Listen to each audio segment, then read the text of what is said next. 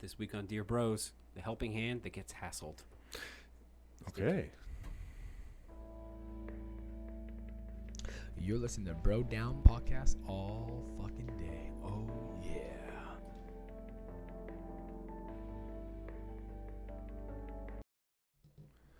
What's happening, everybody? Welcome back to the Bro Down Podcast. I'm Andy Smith. I'm Tim Fulton. And this is Dear Bros. Dear Bro. Yeah, it's where me and Tim give some advice to people that write in to not us. This is Tim's. Tim, what do you got for us today? The helping hand, hassled. I'm trying to figure out what the hell this one's going to be about. Just listen. Okay. Listen. I'll sit back and listen. Financial bailouts continue years after breakup. Oh, God. This one's going to make you mad, I feel like. Dear Abby, my ex-girlfriend and I have been good friends for the past 5 years. Even though our relationship didn't work out, I still want to be there for her as a friend. My ex isn't that financially responsible, nor is her family, and she keeps asking me for bailouts. I've loaned her Stop it. Not you. Not you. Him. Stop it. Him, her, doesn't matter who. Stop it. I have loaned her thousands of dollars since our breakup, Abby. Bros. Why? Since our breakup, bros. Why? I'm going to pretend like he's writing it to us. I am of two minds about this. Part of me feels I'm being taken advantage of. Yes. Yeah. Yes. Yeah. However, the other part of me knows she doesn't have many friends, and... Why do you think that is? She already raked them all. Yeah. Because I said raked, by the way. But the other one applies. But I believe in karma. I tend to help those in need. Please tell me what I should do. Should I continue helping or let her fail? Lending a helping hand. How is she getting into debt? That's what I want to know. You're not good with money. That's not your problem. No. Here's the other thing, too, dude. Like, even if he was still dating her, that's still not his problem. It's not his problem. Right? Because it's not about like, oh, well, you know, we're going to blah, blah, blah, and we're going to do this and split this or whatever. It's no, I don't have a problem. You have a problem with money. You need to fix it. It's not up to me to babysit you. You need to be like, oh, I spend too much money on drugs or fucking booze or Netflix or what the fuck ever. Purses, shoes, whatever people are into. You got to figure that out. Yeah. Sorry. Yeah. And here's the thing. I understand that money can be tight, but there's so many things that most people can cut out if they're in a jam. All right. Like, what do you think most things that people like spend too much on? Type of car they have. Booze. Type of vice. Quantity of vice. Budget they have. Yeah. Yeah, but there's so many things like that, like shopping. You know, there's a bunch of obviously there's a bunch of red flags here. First, he says, I've loaned her thousands of dollars. No, A, you gave her you thousands gave her of dollars. Thousands of dollars. You're never seeing a dime of that ever again. She's a piece of shit. Yeah. Yeah. Like, I'm sorry to put it like that. She might be a nice person, but to just constantly look at someone like an ATM machine, I'll put it to you this way. You want to see how good of friends you are with her? Cut the money off. I guarantee you that friendship falls the fuck apart. Yeah. Yeah. I guarantee it falls apart. You wonder why she doesn't have any fucking money? Is because all of her other friends were asking, or she was asking all her other friends for money, and they all probably either lent it to her or just told her no straight from the beginning. And she's like, well, fine, they're just an asshole. Or the friend was just like, I'm not going to mess with you anymore. Yeah. You're just, you're literally taking money from me because you don't want to fix the shit that you're doing wrong. I told you you'd get fired up. Yeah. I see the anger it in drives your me eyes. nuts when like people in general do that. It's not just, it just happens to be fucking guy versus a girl in this one, but like friends do that to other friends, quote, air quotes, friends. But like, you can't, if someone's in a legitimate jam, I'm not against somebody helping out their friend, but there's a difference of like, you all know those friends where if they came to you and they were like, dude, like, I need help. Like my car broke down. I need money. You know those friends where you wouldn't question it for a second because you're like, they're responsible and they must really be in it. And you wouldn't even have any follow-up. Yeah. You'd just be like, all right, dude, here you go. Like, here you go. And then we all know those friends where you're like, there's going to be some A, B, C, and D questions. You're like, why don't you have money? What did you spend it on? How did you get here? Like, I need these questions answered before I give you money. Yeah. Yeah, you pretty much nailed it on the head there, buddy.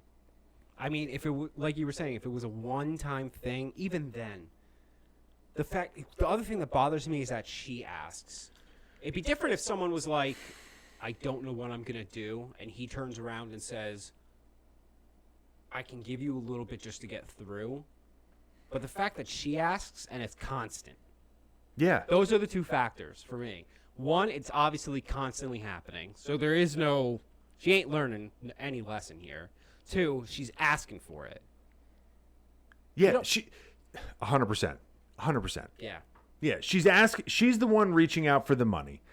He's basically giving her, he's not lending, he's giving it to her. Yeah. This is not a friendship. This is there's a lot of what's the word? There's a lot of conditions that are required. This is a conditional relationship. You brought up a very good point. What? My my whole nerd accounting background is going to come into play here, and I'm going to tell him exactly what he should do. What? So the next time that she asks for money, he is going to agree. And he is going to create loan paperwork that will be legally binding, and it will also recognize all the past debt that he had given to her, because I'm sure that he has not put that into formal paperwork either. That it's going to be the last time he gives her money. It's solely going to be for the purpose of having the paperwork there saying you owe me thousands of dollars. Yeah. In a legally binding thing, and there are going to be terms about this. By the way, the interest is 10,000%. Whatever. I think that might be illegal. That's vigorous. Yeah. You can't read, but you know what vigorous means? Yeah. See, that's what I'm saying, dude. There's a lot of useful shit up here, but the bridges between the useful and the non-useful sometimes are just too far for me to cross. I don't agree. I think that you have someone whispering in your ear right now saying, vigorous, use vigorous. There's a lot of things going on up here, okay? Let's be honest. All right, but no, that's what I think you should do. I think you should, if she asks, do it one more time, use loan paperwork, set out clear terms. I'm going to get all this money back in the next 5 years in X amount of payments, and the next time she defaults, then he has options. I'm not saying immediately go to court, but I think he needs to go to small claims court. I think that is the best legal advice. What I think is he is never going to see any of that money ever again. He hasn't gotten her to sign it. He hasn't gotten her to sign anything yet. So I doubt she's going to sign that paperwork because she doesn't want to pay back any of the money she owes him. Well, I agree, but that will be the beginning of like turning of the tide. Yeah, we're friends. I'm definitely going to loan you money. I need it back though. Here's my minimum requirement. What I would do if I was going to use that ploy or that strategy, I would say, listen, I can't really lend you money. I've lent you so much money, this and that. And she's like, I promise I'll pay you back. He'd be like, okay, I'll lend you $20 today. And if she accepts the $20, get her to sign that on $20. Don't give her $1,000 and make her sign the paperwork. Give her $20 and have that feed into all the thousands she owes you. So $20 is $20. And like calling back to the movie Bronx Tale, if she takes the $20, she's out of your life for $20. Now, he already dipped in thousands of dollars to her, but just so that made sense, I mean, $20. I mean, there are little things to my legal thing that will pop into play. Like, if it ever does go, I don't know how the rest of the world works. I only know about Jersey. Hit! Jersey. If it ever goes to small claims court and he is successful in suing her, which he would be, if she didn't pay him based on the terms of the loan, then he could make it so she can never get any type of loan without paying him first. So she'll never get a car, she'll never get a house, she'll have trouble getting apartments, stuff like that. Oh, so he essentially ruined her whole life. Well, and he could also go to claim, so if she ever has a job, he could start Garnish garnishing her wages. Okay. But it ends up being more pricey than it's worth, and people can do things like a lot of no offense scumbags out there, but a lot of scumbags out there know how to rig the system. You put a claim against my job, well, my boss is going to fire me, and then he's just going to so happen to rehire me a couple weeks from now, and then you have to start over. Good luck. Yeah. It costs you money to do this and time. You have to take off work, blah, blah, blah. Yeah. Anyway, but that's my advice. Yeah, I think I think that what he should do is just say no, Watch the relationship fall to pieces when he stops giving money, and end this.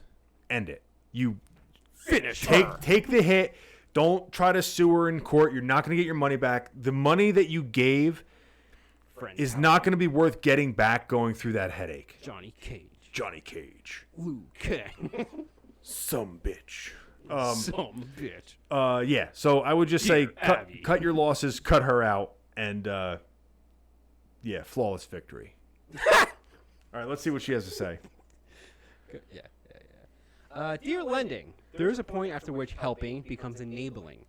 You reached that milestone years ago. It's time to let your ex-girlfriend suffer the consequence of her financial irresponsibility so you can focus on helping people who won't take advantage of your generosity. That's the other thing. She's your ex-girlfriend. I forgot about that.